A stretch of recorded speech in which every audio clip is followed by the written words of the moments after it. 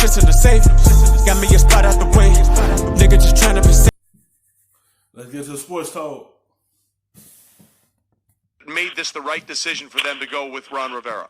Well, I think it's in conjunction with the news that Bruce Allen is out as president of the Washington Redskins after 10 years, and he's no longer with the organization in any capacity. And I think that's the key phrase, because I think a lot of people in Washington thought that he would be kept on to try to work for the new stadium with some of the political connections that he had built up over time. But the fact of the matter is Dan Snyder, the Redskins owner, felt like this organization needed an entirely new, clean, fresh start.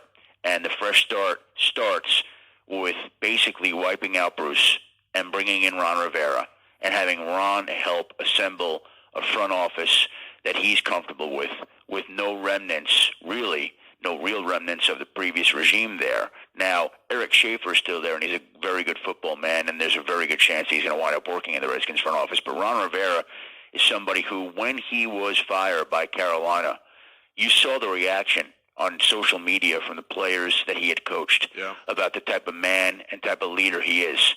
And I think that is probably the greatest testimony that somebody could have, and greatest job recommendation that somebody could get is having the people that you worked with speak as You really can't blame him of why y'all fired him. When your star quarterback is not healthy and he was battling injuries and he was out, what you think was going to happen? It was going to go down. And then y'all saw Allen playing well because nobody had no tape on him. Once people know what he could do, everything started going rocky, man. It started waving. That's all. It's like all these quarterbacks that do that. Of course, Allen was going to come in and have a spark because no one had nothing on him. And then you see it start going south. And everything was up in the air after that. And they let Ron Rivera go. Mentally and emotionally, as many of those Carolina Panthers players did about Ron Rivera. And so the Washington Redskins recognized the type of person he was, type of leader he was, his connections to the military, and they said, this is the guy that we would like leading this organization forward. And so they bring him in today, and they'll go over how the organization will look and function and structure.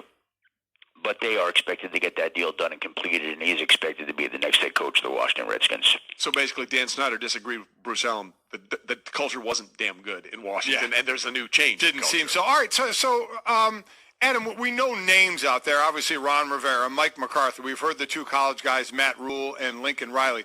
Who are some of the other assistants out there, or others that maybe people don't know, that are going to be interviewed and have the potential to get some jobs? Well, look, let's be honest here. We have, at this point in time, the Redskins job is going to be filled. So you're talking about the Panthers job, the Browns job, and what I would presume to be the Giants and Cowboys jobs. Okay? Now, those are the jobs that we know or we believe will come open here. Now, there could be the Jaguars, could be. We'll see how that one plays out. There could always be a surprise. But it's not an extensive list of teams this year that's looking for a head coach. And in fact, if you go back, I always say this at this time of the year, to the turn of the century, the league average is 6.7 head coaching changes per year. And so you've got a situation where with the 6.7, I think that's going to come in under this year. Under. And so when you ask for the other names, well, whoever get that Panther job, they just got to hold Cam Newton be healthy a whole season. Because they have a quarterback to go in there. They have an okay defense if they get that job. The Cleveland job. They going to look for someone that can uplift Baker Mayfield. Because this is a quarterback-driven league. They needed him to be on his A game so they could go for it. He has to be that guy for them to be able to take that next step if they want. They're going to try to get an offensive-minded coach. Because if you still got Odell, and you still got Landry, you still got Joku, you still got Kareem Hunt, you still got Chubbs in there, and you got Baker, it's up to them to get Baker going. They need him going. He had an off game. It's time for him to turn it back on. they just need somebody in there to be able to rise him up. One job is going to be filled here. And then I think there's a group of names that you look at as guys who I think are going to be in real contention for these other jobs. And that would be Matt Rule at Baylor. That would be Josh McDaniels in New England. That would be Kevin Stefanski, the Vikings offensive coordinator. Eric Bieniemy, the Chiefs offensive coordinator. Mike McCarthy is still on the sidelines. Marvin Lewis is still on the sideline. I don't know. I think Josh McDaniels, he want to coach the Patriots. I think he just waiting on Belichick to be done, retire. I think that's what he waiting on. I don't see him leaving the Patriots. I feel like he going to wait on that. I think he want to be the coach for the Patriots in the future. Mike McCarthy, he a good coach. You know, he have a ring on his belt, a championship pedigree under his belt. You know, even though he had malfunctions in Green Bay, so him and Rodgers, but he'd be a good coach to bring in. Some former NFL head coach. And again, you heard Jerry Jones voice some concern about what the transition is like for a college coach to go from the college game to the pro game. And I've heard other people say that it is a very hard move to make. And so while I do believe that Matt Rule is square in play and has a good chance of getting one of these head coaching jobs, I don't know that we're going to see this mass exodus of college coaches to the pro game this year. We're talking to Adam Schefter, ESPN senior NFL insider on Golic and Wingo. So, Shefty, Ron Rivera goes to the Redskins partially because the Panthers obviously let him go. That was such an early move. Is there any sense of what their timing is now or what they're doing at their head coaching search? With the Carolina Panthers, they basically have already interviewed Mike McCarthy. That is one guy that they wanted to speak with. I would imagine that they'll speak with Matt Rule and Josh McDaniels. I would think that they'll try to get permission to do that at some point in the next couple of days with Josh McDaniels.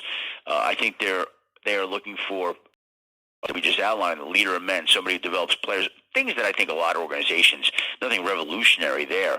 But I think we start with those list of guys right there, McCarthy, Rule, McDaniels, and beyond that. They just trying to bring a winning-minded coach in there.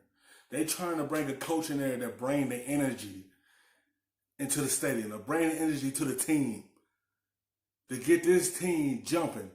Any one of these jobs that anyone take, they just look for that coach to take command, a coach, that leader, not this clap, good job, good job. No, they want them to be in their face.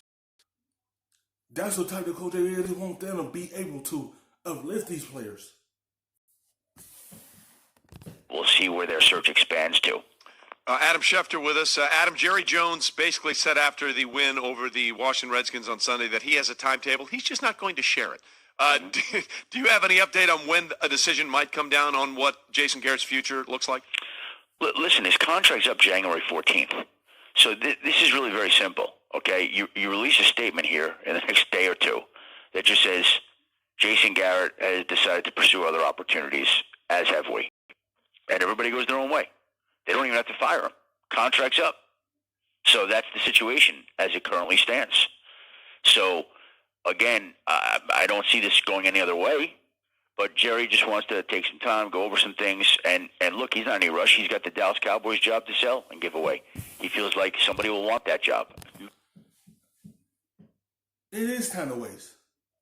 It's time to cut that rope. It's time to cut that rope. You went all the way to January 14th to let him walk. I don't know. But you got to make your decision, what you want to do. Because it should have been cut a long time ago. Many people will want that job. People will be lined up for that job. So there's no great rush for his part. He make sure he does everything right and thorough. We're talking to Adam Schefter, ESPN senior NFL insider. Quickly before we let you go, Shefty, any update on next for Cleveland? Well, listen, they made the move last night with Freddie Kitchens. They don't do that and make that move without having a candidate in mind. And I think with them, it's almost kind of simple because they've been through this so much. We've seen what they've done.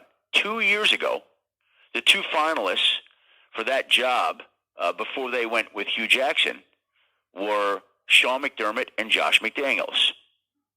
Last year, there were factions of the organization that wanted to.